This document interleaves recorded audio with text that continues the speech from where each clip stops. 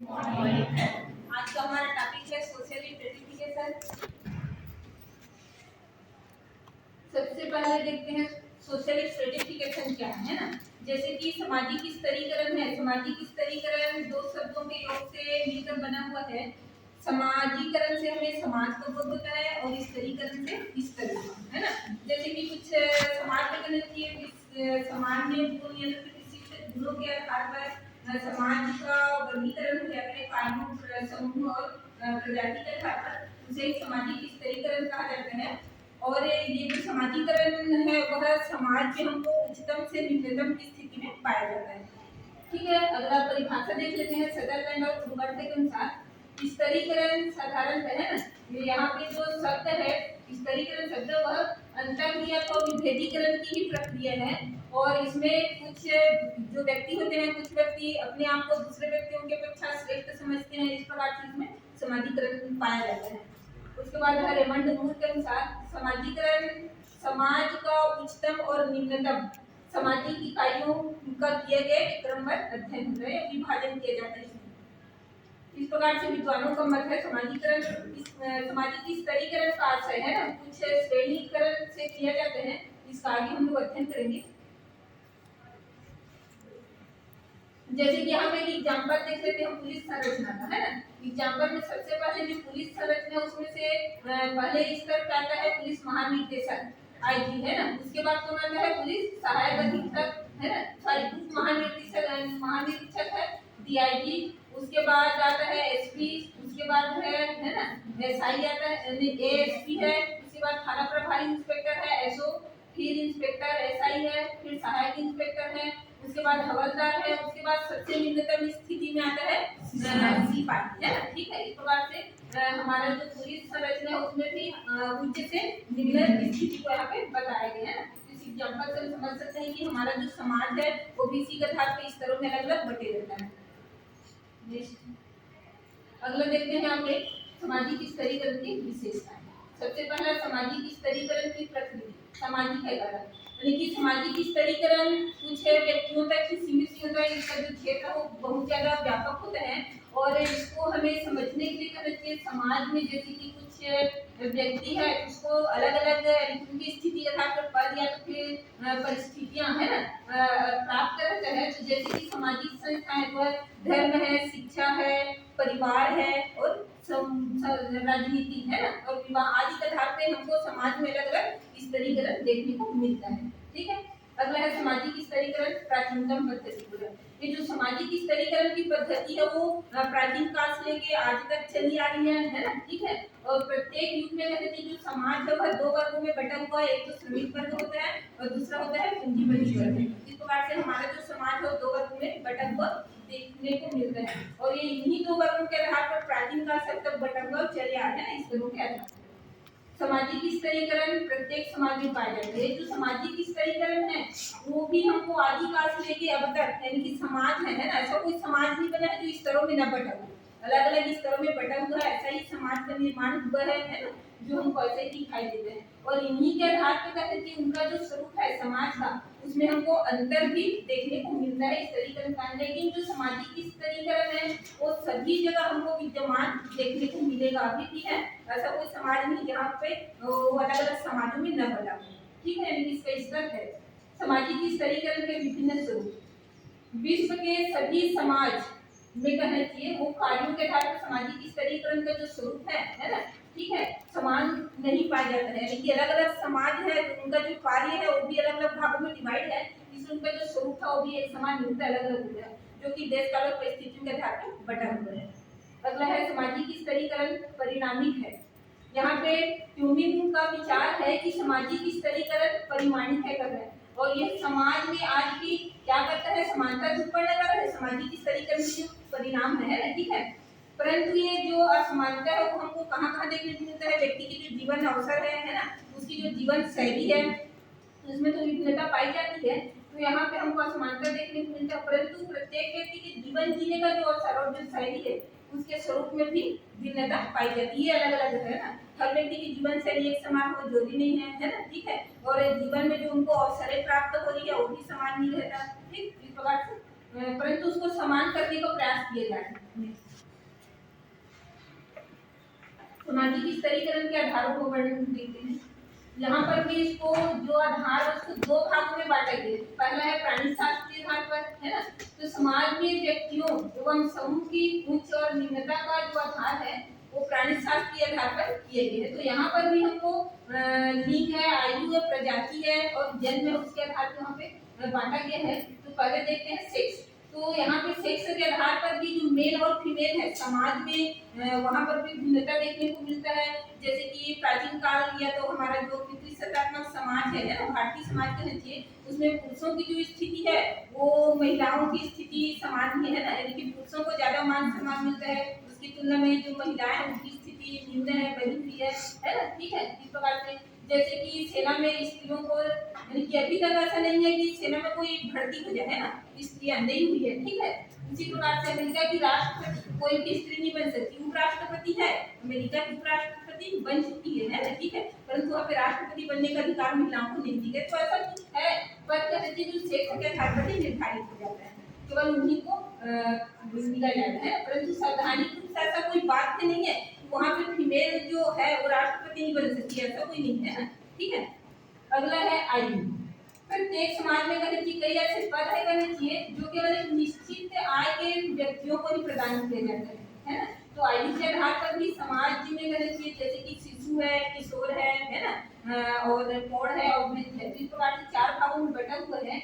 और यहाँ पे सबसे पहली बात करना चाहिए किसको सबसे महत्वपूर्ण वर्ग दिया जाता है, जिसकी एज ज्यादा है ना। अगर कहीं पे नौकरी के लिए भी जा रहे हैं, जॉब के लिए अप्लाई किया हुआ है तो वहाँ पे एज को देखा जाता है, सबसे पहले जिसकी एज ज्यादा है उसको पहले प्राथमिकता दिया जाएगा, इस प्रकार से।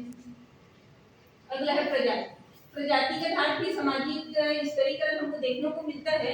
जहाँ तक की कहना चाहिए अधिक प्रजातियां साथ साथ रहती है, जिस प्रजाति के लोग के पास कहना चाहिए शासन और सत्ता है ना, ठीक है, तो स्वाभाविक है कि वो ज्यादा अपने आप को संपन्न समझेगा, उसके पास अधिकार है कहना चाहिए। और अगर वहीं पर कहना चाहिए अलग प्रजाति है, एक प्रजाति क्या करता है दूसरी प्रजाति से अपने आप को श्रेष्ठ समझता है, जैसे कि अमेरिका है और अफ्रीका है ना, तो वहां पर जो गोरे व्यक्ति है, गोरा व्यक्ति क्या करता है जो सामने व्यक्ति उससे अपने आप को श्रेष्ठ समझता है। और निग्रो प्रजाति के लोगों को भारत में अमेरिका में वहाँ पे कोई विशेष महत्व नहीं दिया गया है ना।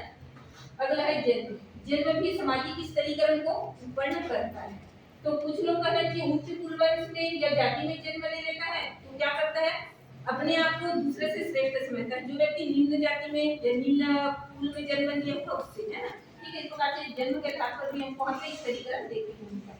इसी प्रकार से शादी का बौद्धिक स्तरीकरण वर्तमान समय में कहना चाहिए व्यक्ति की जो परिस्थिति और स्तर का निर्धारण किसके आधार पर हो रहा है, उसका शारीरिक और मानसिक स्तर पे। अगर कोई व्यक्ति शारीरिक और मानसिक रूप से श्रेष्ठ है कहना चाहिए, और वहीं पे अगर कोई व्यक्ति विकलांग है ना, शारीरिक और मानसिक रूप से चिंता की भावना है, आलस्य है ना, ऐसे व्यक्ति को अपने आप को श्रेष्ठ समझता है। कौन जो अपने आप व्यक्ति श्रेष्ठ है, शारीरिक और मानसिक रूप से योग्य है, कमजोर है, ऐसा व्यक्ति अपने आप को श्रेष्ठ समझता है। अब देखते हैं सामाजिक सांस्कृतिक आधार। सामाजिक स्तरीकरण प्राणी शास्त्र के आधार पर तो नहीं, लेकिन कहना चाहिए अनेक सामाजिक सांस्कृतिक आधार को हम पाए गए हैं। उसमें से प्रमुख में आ रहा है संपत्ति। संपत्ति के आधार पर भी सामाजिक स्तरीकरण किए जाते हैं। आधुनिक समाज में भी कहना चाहिए, लेकिन आदिकाल में जो समाज में भी संपत्ति के आधार पर ऊंच नीच की भावना थी। अगर किसी के पास ज्यादा संपत्ति है ना, तो क्या करता है अपने आप को श्रेष्ठ समझता है, इसके अपेक्षा जिसके पास संपत्ति नहीं है या फिर संपत्ति विहीन व्यक्ति है, ऐसे व्यक्ति से कौन श्रेष्ठ समझ रहा है अपने आप को, जिसके पास संपत्ति है, ज्यादा पूंजीपति व्यक्ति है। इस प्रकार से संपत्ति के आधार पर भी वहाँ पे स्तरों में अंतर आ जाते हैं। उसके बाद है व्यवसाय। व्यवसाय भी सामाजिक स्तरीकरण का प्रमुख आधार माना गया है, क्योंकि समाज में व्यवसाय क्या करता है सम्मानजनक और उच्च पद को प्राप्त करवाता है व्यक्ति, जैसे कि डॉक्टर, इंजीनियर है, प्रशासक है, अध्यापक है। तो अगर वहीं पे कहना चाहिए कोई जूते बनाने वाला है, कोई बाल काटने वाला है, कोई चमड़े के कार्य करने वाला है, तो उससे अपेक्षा वो अपने आप को श्रेष्ठ समझता है डॉक्टर, इंजीनियर या वकील, है ना। तो व्यवसाय से अपने उनका व्यवसाय कैसे हो गया, श्रेष्ठ हो गया। इस प्रकार से है धार्मिक ज्ञान।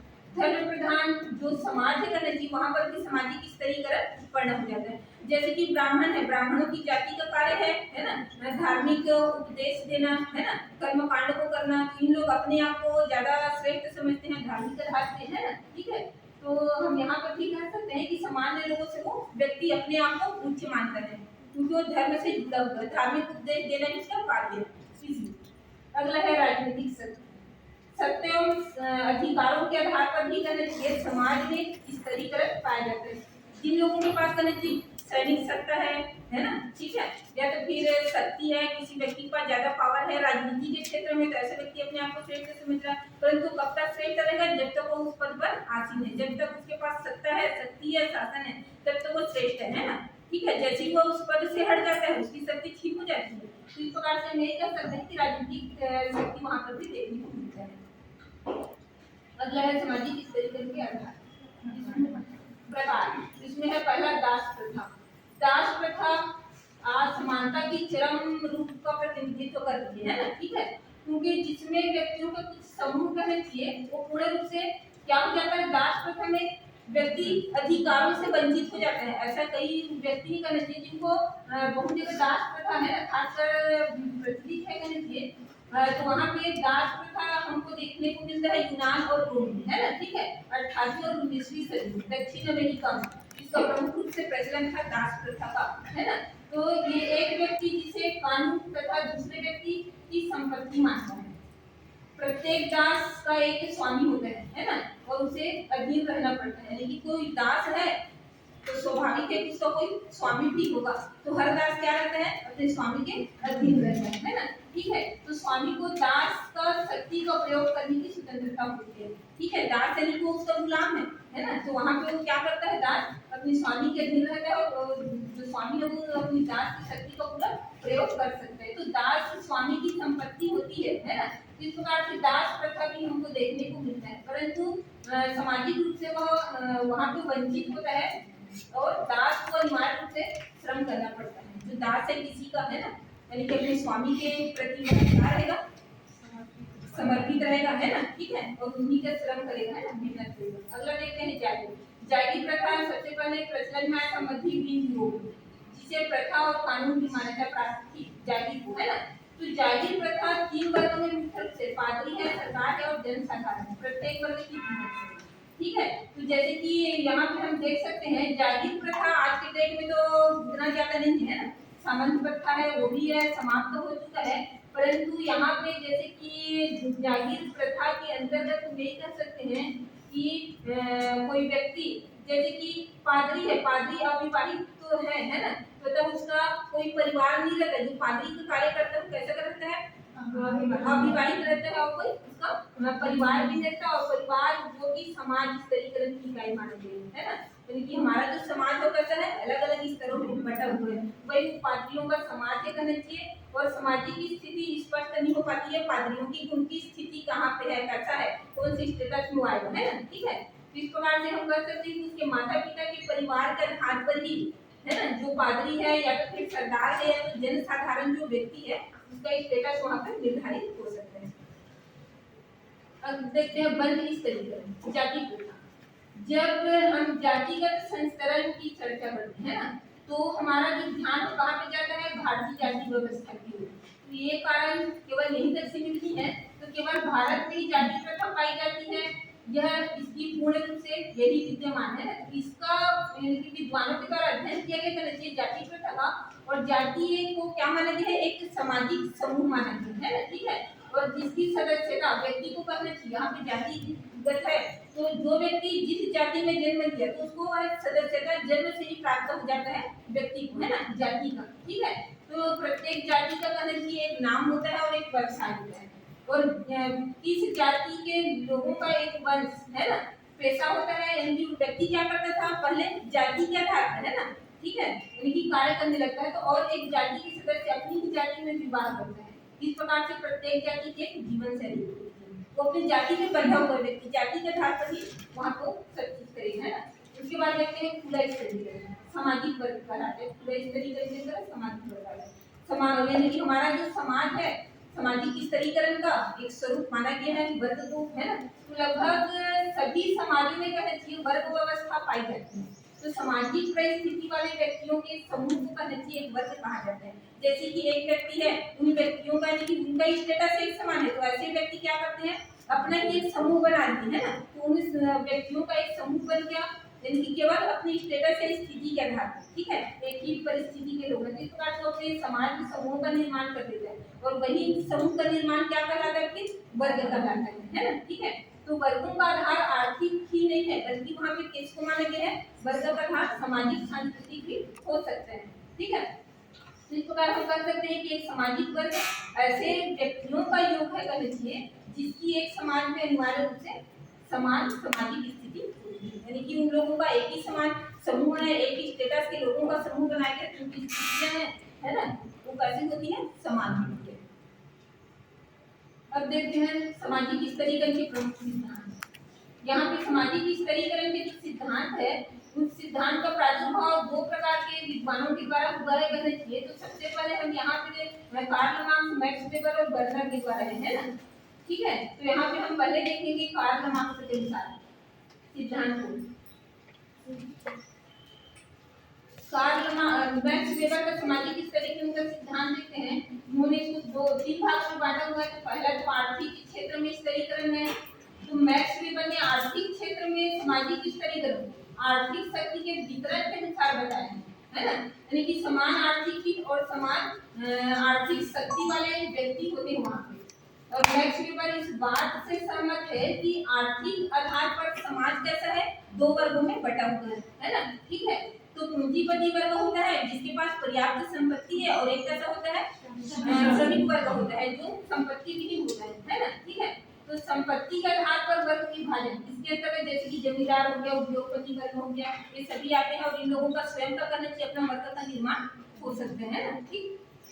सामाजिक क्षेत्र में इस तरीके मैक्स वेबर ने क्या किया, सामाजिक क्षेत्र में भी सामाजिक परिस्थिति में सामाजिक स्तरीकरण का आधार मानते हैं। सामाजिक क्षेत्र को ही सामाजिक स्तरीकरण का आधार मानते हैं, है ना। तो समाज में जो व्यक्ति एक समान प्रतिष्ठा और सम्मान को प्राप्त करता है, कहना चाहिए, तो वह सभी एक ही परिस्थिति के सदस्य होते हैं ना, क्योंकि उनका जो स्थिति कैसा है, एक समान है। तो सामाजिक संरचना के अंतर्गत कहना चाहिए प्रत्येक परिस्थिति समूह का अपना अपना अलग निर्धारित होता है ना, तो जिसका निर्धारण समाज और समुदाय के द्वारा होता है सामाजिक क्षेत्र का। अगला है राजनीतिक क्षेत्र। राजनीतिक क्षेत्र में भी किसी व्यक्ति की प्रस्तुति उसकी राजनीतिक शक्ति के आधार पर निर्धारित होती है ना, और राजनीतिक शक्ति का प्राप्त होना उस राजनीतिक दल पर निर्भर करता है। अगर कोई व्यक्ति बेहतर है, राजनीति के क्षेत्र में आ सकता है, तो ऐसे व्यक्तियों का चयन किया जाता है ना, तो ऐसे व्यक्ति राजनीति के क्षेत्र में आगे भी बढ़ता है और उसको राजनीतिक शक्तियां भी प्राप्त हो जाती है, ठीक है। और कहना चाहिए यहाँ पे जिस दल का व्यक्ति सदस्य होता है ना, तो यदि कोई व्यक्ति उस राजनीतिक दल का सदस्य है, उसकी सत्ता है, यानी कि जब तक वो राजनीति के क्षेत्र में है तब तक उसके पास क्या हो, उसके पास सत्ता है, अथॉरिटी है, शासन है ना, ठीक है, इस प्रकार से। और किसी समाज में फिर ऐसे लोगों की स्थिति कैसी होती है, उच्च स्थिति में बनी होती है, क्योंकि वो उसके पास शासन है, शक्ति है। अगला देखते हैं पार्टसन्स के अनुसार। पहला है इसमें गुण। पार्टसन्स ने क्या किया, गुण के अंतर्गत जन्मजात गुणों को माना है ना, जो व्यक्ति अपने आप को जन्म के बाद कहते बिना किसी प्रयास समाज और समुदाय के द्वारा प्रदान किए जाता है। यहाँ पे जो गुण है, गुण के लिए व्यक्ति कोई प्रयास नहीं किया, वो जन्मजात उसको प्राप्त हो गया है ना, ठीक है, उसको यहाँ पे प्रयास नहीं करना पड़ता। जैसे कि जाति हो गया, गुण है, वंश है ना, आदि। तो एक शूद्र की स्थिति कैसी है, जाति के सामाजिक संस्थान निम्न है, शूद्र को निम्न नहीं माना जाता है हमारे समाज में, है ना। तो वहीं पे अगर कोई ब्राह्मण व्यक्ति है, तो ब्राह्मण व्यक्ति की स्थिति कैसी होती है, उच्च स्थिति है, सर्वोच्च की श्रेणी में आएगा, है ना। तो हम क्योंकि हिंदू वर्ण और जाति व्यवस्था की परंपरा के अनुसार हमारा हिंदू धर्म में है ना, ब्राह्मणों को उच्च श्रेणी दिया हुआ है। तो यानी कि इसकी कोई गुण नहीं है, उसने कोई प्रयास नहीं किया, उसको जन्मजात प्राप्त कर लिया। अगला है अर्जित गुण, है ना। यहाँ पे व्यक्ति क्या करता है, व्यवहार कुशलता को अपने स्वयं के प्रयास और प्रशिक्षण के द्वारा प्राप्त करता है, ठीक है। तो जिसके अनुसार कह सकते हैं उसके व्यक्तित्व का विकास होता है बालक का। तो इसी व्यवहार कुशलता के आधार पर व्यक्ति की क्रियाओं का दूसरी की क्रियाओं की तुलना में हम मूल्यांकन कर सकते हैं ना, और इसी के अनुरूप समाज में व्यक्ति की जो सामाजिक परिस्थिति है वो भी निर्भर करता है। तो इस प्रकार से विभिन्न व्यक्तियों के द्वारा अपने अपने प्रयत्नों से अर्जित व्यवहार कुशलता के आधार पर अलग अलग स्थितियों का निर्माण करता है। यानी कि व्यक्ति क्या कर रहा है, जहाँ पे वो अपने प्रयास अपनी मेहनत से जिस पद में है ना, ठीक है, उसको प्रयास के माध्यम से प्राप्त कर रहे हैं। जैसे कि डॉक्टर हो गया, इंजीनियर हो गया, वकील है, शिक्षक है, इसको हम क्या करेंगे, अर्जित परिस्थिति या अर्जित गुण के अंतर्गत आएगा, क्योंकि उनको जन्मजात प्राप्त नहीं हुआ है, ये उसको अपनी मेहनत और ज्ञान के माध्यम से प्राप्त किया हुआ है। अगला है संपत्ति। व्यक्ति के पास अपने कुछ संपत्ति होती है ना, जिससे वह अपने लिए प्राप्त करते हैं, जो मात्र की भौतिक वस्तुओं अर्थात धन दौलत मकान जमीन संपत्ति से संबंधित नहीं है, बल्कि उच्च व्यक्ति की विशेषताओं के कौशल से संबंधित होता है।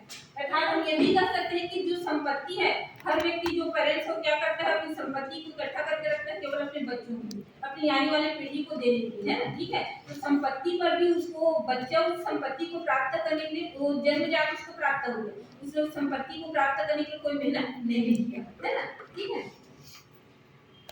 Thank you.